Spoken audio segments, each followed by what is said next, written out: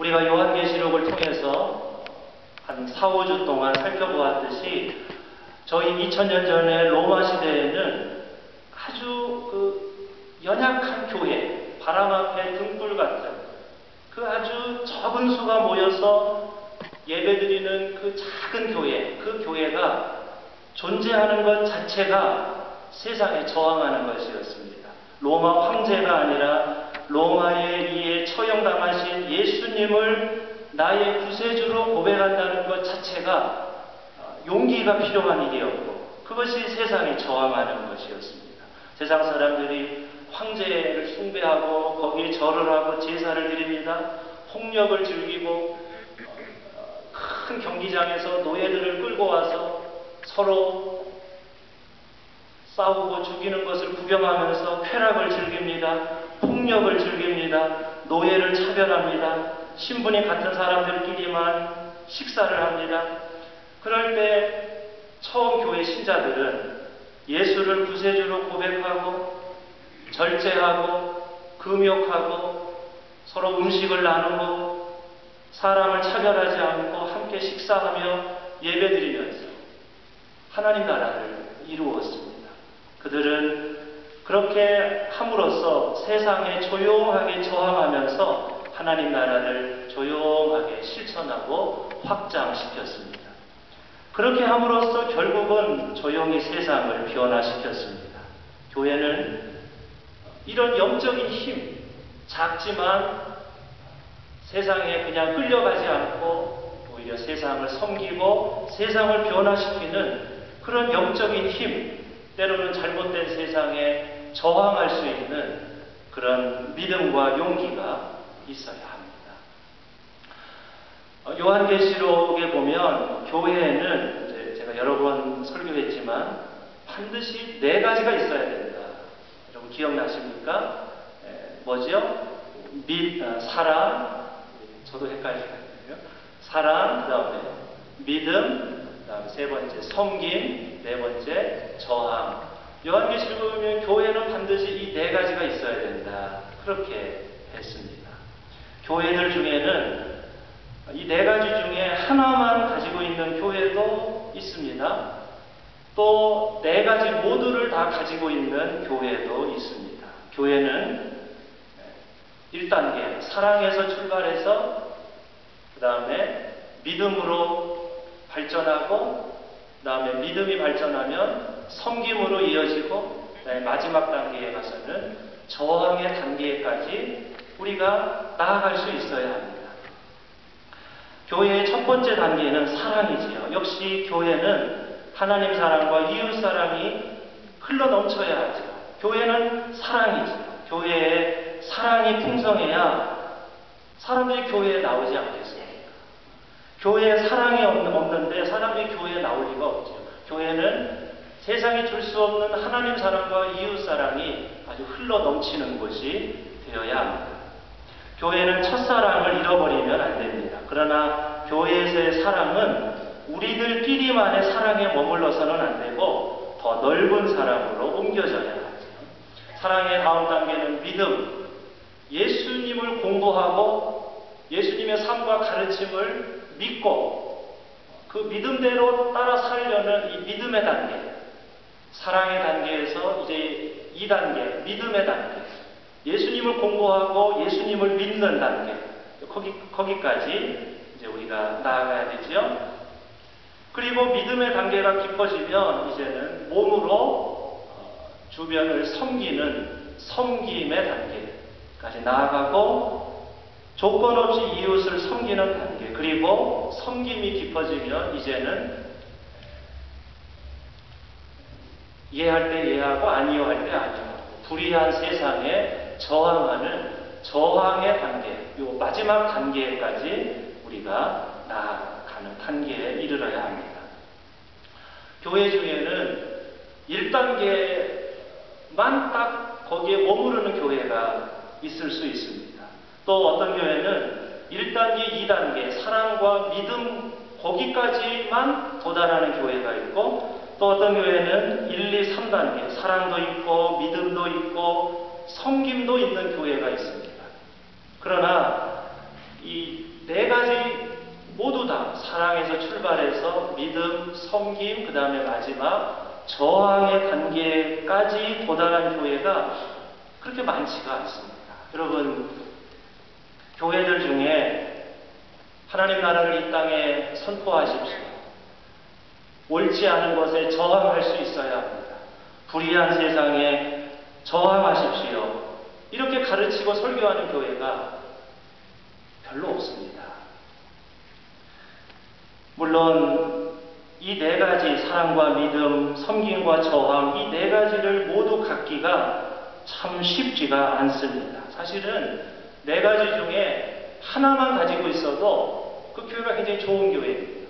그렇지 않습니다. 사랑만 아주 풍부한 교회, 좋은 교회지요. 그런데 이 네 가지를 다 갖는다는 것이 참으로 교회로서는 쉽지가 않은 것이지요. 그러나 요한계시록은 그래도 힘들어도 교회는 이 네 가지를 가질 수 있어야 한다. 우리들에게 계속 요구하고 있습니다. 하나님의 요구입니다.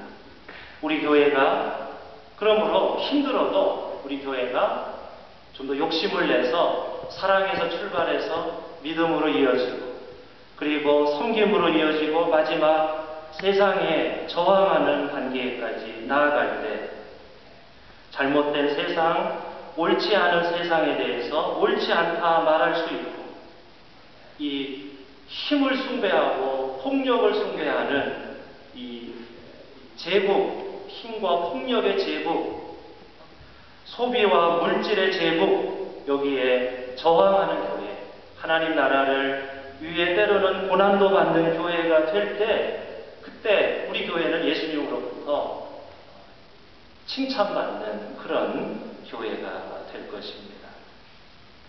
아시아에 있는 7교회 중에서 두 번째 서머나 교회와 6번째 빌라델피아 교회, 7개 교회 중에 요 딱 2교회만 예수님으로부터 칭찬을 받았습니다. 6번째 교회, 빌라델피아 교회에 예수님이 이렇게 말씀하시죠. 나는 너의 행위를 안다. 네가 힘은 적으나 내 말을 지켰다. 내 이름을 모른다고 하지 않았다. 인내하라는 내 말을 네가 지켰으니 온 세상에 닥쳐올 시험을 받을 때에 내가 너를 지켜주겠다. 시험은 땅 위에 사는 사람들을 시험하려고 닥치는 것이다. 이 빌라델피아 교회가 시험을 이겼다. 핍박과 박해를 인내하였다. 그랬습니다. 원래 헬라어에 인내라는 말은 저항이라는 말과 똑같은 뜻입니다. 인내했다는 말은 이 로마 제국의 핍박에 대해서 참고 견디고 저항했다는 것을 가리킵니다. 세상의 유혹과 핍박을 참고 견디는 것도 저항하는 것입니다. 마지막 7번째 교회인 라오디게아 교회는 책망을 받았는데 차지도 않고 덥지도 않다. 책망을 받았죠. 이 라오디게아 교회는 7개 교회 중에 제일 부유한 교회였습니다. 그래서 가진 것이 많아서 그런지 차지도 않고 뜨겁지도 않고 미적지근한 교회가 되고 말았습니다. 교회가 가진 것이 많으면 세상과 타협하고 세상 방식을 따라가기가 쉽습니다. 너는 풍족하여 부족한 것이 조금도 없다고 하지만 실상 너는 네가 비참하고 불쌍하고 가난하고 눈이 멀고 벌거벗은 것을 알지 못한다. 예수님이 책망하셨습니다. 잘못된 세상을 따라가지 않으려면 영적으로 늘 깨어있고 긴장해야 하는데 가진 것이 많다 보니까 나태해졌다. 세상과 자신을 구별하고 세상을 변화시키려는 영적인 긴장감이 없어져 버렸다. 너희는 겉으로는 부유한 교회인지 모르나 영적으로는 너희는 벌거벗은 교회와 같다. 이렇게 예수님께서 마지막 7번째 교회 라오디게아 교회를 책망하셨습니다. 바로 그렇기 때문에 우리가 깨어서 기도해야 하겠습니다. 오늘 말씀의 결론입니다. 한국 기독교 역사를 보면 우리 신앙의 선배들은 많은 박해와 핍박을 받았습니다. 우리 교인 장로님들 중에 수십 년 전에 기독교 신앙 때문에 박해를 받아서 이렇게 월남하신 분들도 계실 텐데, 한국 기독교 역사를 보면 100여 년 전 신앙의 선배들은 일제시대에는 일본 제국주의로부터 저항했다고 해서 핍박을 받았습니다. 해방 후에는 공산주의로부터 핍박을 받았습니다. 그 후에는 또 독재 정권으로부터 저항한다고 해서 핍박을 받았습니다. 우리 교회가 이런 우리 한국 기독교 신앙의 선배들의 전통을 이어받아서 그냥 물에 물 탄 듯 술에 술 탄 듯 그냥 아무 생각 없이 세상에 빨려 들어가는 교회, 차지도 않고 뜨겁지도 않은 그런 교회가 아니라 우리가 정신을 똑바로 차리고 이해할 때는 이해하고 아니요 할 때는 아니요 하는 교회. 이 세상이 하나님의 뜻에 맞을 때는 거기에 우리가 협조하지만 이 세상이 하나님의 뜻에 맞지 않을 때는 아니요, 우리는 거기에 따라가지 않습니다. 그렇게 말할 수 있는 교회, 하나님의 정의를 위해서 일하는 교회가 되어야 할 것입니다. 교회 안에서는 우리가 뜨겁게 사랑하고 교회 밖을 향해서는 조용하게 세상에 저항하는 교회, 선으로 악을 이기는 교회, 사랑의 뜨거운 힘으로 세상을 변화시키는 교회가 되어야 하겠습니다. 우리 교회가 모든 생명을 사랑하고 아파하는 교회, 잘못된 세상에 저항하는 교회, 가난하고 소외받은 사람들을 위해서 함께 아파하고 그들을 위해 기도하는 우리들의 교회가 되어야 하겠습니다. 우리는 매주일 캐나다 연합